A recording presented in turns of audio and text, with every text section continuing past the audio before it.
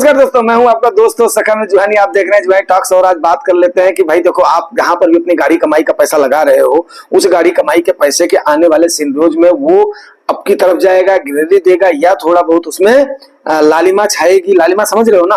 तो उस समय उसके बाद में मतलब जो है सब्र सब्र थोड़ा मतलब ठीक नहीं रहता ना, कि मतलब ब्लड वगैरह का नाम लेना या रेड का नाम लेना। तो उस प्रकार से मतलब जो है कुल मिला करके ये कहने का है कि आपको वहां पर मानसिक रूप से तैयार करना ही जुगानी टॉक्स का उद्देश्य है। सबसे पहली बात आपको बताऊं कि मार्केट के फैक्टर्स को चेंज करने के जो 2-3-4 फैक्टर्स है ना, उन पर हम डिस्कस कर लेते हैं और अच्छे से आपको समझ में आ जाएगा कि हाँ इस समय सिंडो चल क्या रहे हैं, ठीक है ना। और उसके बेस पर मार्केट का मूव डिपेंड करेगा। तो सबसे पहला क्या है, मार्केट अर्निंग में कोई भी चेंजमेंट नहीं है। नंबर 1, अर्निंग में क्यों चेंजमेंट नहीं है कि देखिए, आपको एक बात बताऊं कि अर्निंग होती क्या है। अर्निंग वही होती है जो कि हमारी जो कंपनियां अर्न कर रही हैं, या हमारे जो बाहर से लोग अर्न कर रहे हैं, या हमारा जो एक्सपोर्ट हो रहा है, या हमारा लेस इंपोर्ट हो रहा है। तो अर्निंग में चेंज नहीं है, क्योंकि क्रूड ऑयल सबसे ज्यादा इफेक्ट करता है। क्रूड ऑयल के दाम सही हैं, सबसे नंबर 1। दूसरा क्या है, हमारे यहाँ की सबसे बड़ी कंज्यूमर जो है हमारी मार्केट है, तो कंज्यूमशन में हमारे कोई फर्क नहीं पड़ा है। तो इस प्रकार से अर्निंग में कोई भी कमी नहीं, मेजर कोई भी चेंजेस नहीं देखे गए हैं। हाँ, कैपिटल एक्सपेंडिचर में जरूर कमी देखी गई, जिसकी वजह से जीडीपी के आंकड़ा अनुमान के मुताबिक डाउन आ रहा है। आदर्श के मुताबिक, सरकार ने तो उसको नहीं डाउन किया है, लेकिन आदर्श के मुताबिक जो है वो डाउन आ रहा है। उसका रीजन सरकार और आरबीआई की तरफ से दिया गया कि भाई हम इलेक्शन में बिजी थे अप्रैल मई जून के क्वार्टर में, जिसकी वजह से हमारा कैपिटल एक्सपेंडिचर नहीं हो पाया। कैपिटल एक्सपेंडिचर अगर आपको बता दूं, जिन लोगों को नहीं पता होता है, वो कैपिटल एक्सपेंडिचर होता है सरकार जहां जहां पे जिस मद में अपना पैसा खर्च करती है, उसको हम बोलते हैं जो है कैपिटल एक्सपेंडिचर बोलते हैं। तो उस समय जब इलेक्शन का माहौल था, कोड ऑफ कंडक्ट लगा हुआ था, बजट भी नहीं हुआ था, तो उसके बाद में जाहिर सी बात है कि हाँ नहीं हुआ था। तो इसको मेरे ख्याल से मार्केट इसको ज्यादा उसमें नेगेटिव वे में नहीं लेगी। बाकी देखते हैं अभी क्या होता है। पॉलिसीज में कोई बदलाव नहीं है। नंबर 2 पॉलिसीज में यार देखो कोई भी बदलाव नहीं, क्योंकि सरकार वही आई है, हाफ फुल मेजॉरिटी से नहीं आई है।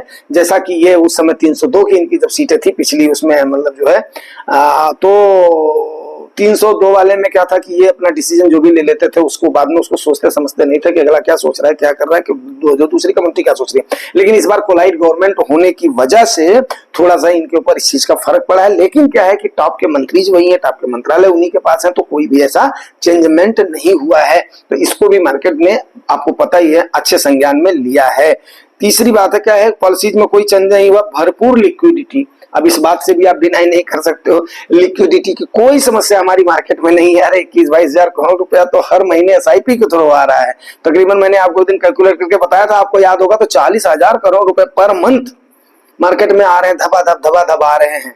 जो कि योगदान किसका है, ये खाली सिर्फ और सिर्फ रिटेलर्स का है भाई। तो जिसकी वजह से लोग बोलते हैं फ्रॉग है, झाग है, ये है, वो है। अरे भैया वो तुम्हारा काम है, कंपनियों का काम है ग्रोथ करना, ये करना, वो करना। वो जो इन्वेस्टर का काम थोड़े है। तो इन्वेस्टर ने तो अपना पैसा अपना लगाना है, उसने तो रूट को पकड़ लिया, उसके बाद में वो कर रहा है। बैंक वाले इंटरेस्ट दे नहीं रहे, तो कहाँ जाएगा आदमी, बताओ आप। ठीक कर रहा है, क्योंकि अभी उसको आ गई, अपना समझ आ गई। लेकिन ये अंधाधुंध नहीं डालना, सोच समझ करके डालना है। 3-4 फंड 5 फंड जो लेने हैं, वो एक्चुअली डाइवर्सिफाई करके चलना है। वो मैं टाइम टू टाइम आपको बताता रहता हूँ, करवाता रहता हूँ, ठीक है ना। तो उसको बात को माननी भी है।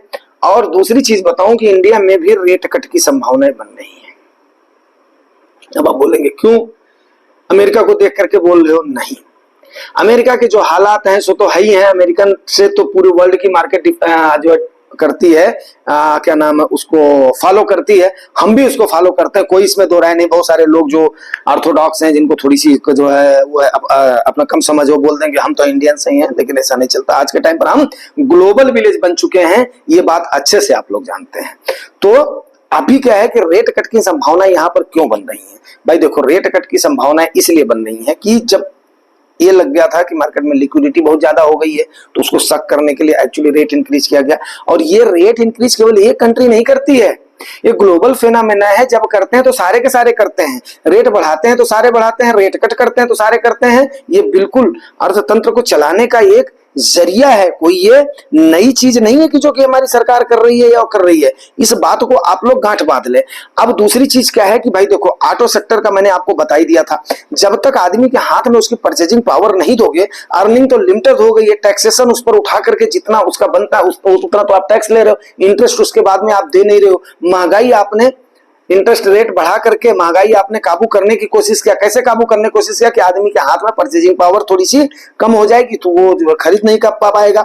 अब खरीद नहीं पाएगा तो जिसका इंपैक्ट अभी मार्केट पे गिरा है, और ये जीडीपी पर गिरने का मतलब केवल वही एक रीजन नहीं रहा जो ये लोग दे रहे हैं, उसका रीजन यही रहा है कि आम आदमी को तकलीफ हुई है, आम आदमी को इससे तकलीफ हुई है, उसके हाथ बंधे हैं, और ये हाथ धीरे धीरे करके इसे बांध दिया जाता है, नहीं तो कोई सरकार ही ना चला पाए भाई। तो सिस्टम है तो सिस्टम है। अब उस सिस्टम की वजह से ये आई है, तो रेट कट इंडिया में भी होगा। अब कितना बेसिस पॉइंट होगा ये नहीं कह सकते, लेकिन 100% श्योर है। और जैसे ही ये रेट कट वगैरह होंगे तो फिर उसके बाद में मार्केट पटरी पर आएगी। तो इन्हीं सारे सिनेरियोज को देखते हुए हाँ, थोड़ा सा बीच में इंपैक्ट पड़ेगा, जब अमेरिका का इलेक्शन शुरू हो जाएगा तब जाकर के थोड़ा सा इंपैक्ट पड़ेगा, कंसोलिडेशन होगा, मार्केट्स में दबाव होगी, ये देखा जाएगा। बाकी सिनेरियोज मेरे को दिसंबर तक तकरीबन ठीक ठाक दिखाई दे रहे हैं। थोड़ा बहुत अगर आएगा तो नी जर्क जिसको बोलते हैं, नी जर्क आएगा।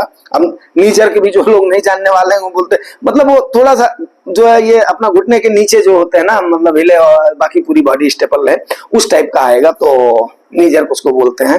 तो वो चाहे आ जाए, बाकी कोई भी ऐसा भूचाल आने की संभावना नहीं दिख रही है। इसी वजह से मैंने आप लोगों को बताया था कि भाई मेरे अभी दिसंबर तक में देख लेना 27,000 तक आपका निफ्टी टच करेगी। 27 निफ्टी टच करेगी तो जाहिर सी बात है, मेरे एक सब्सक्राइबर ने बोला था कितना जाएगा, लेकिन दोस्त इन्वेस्टमेंट का मौका पक्का मार्केट देगी, ये भी मान करके चलना, ठीक है ना।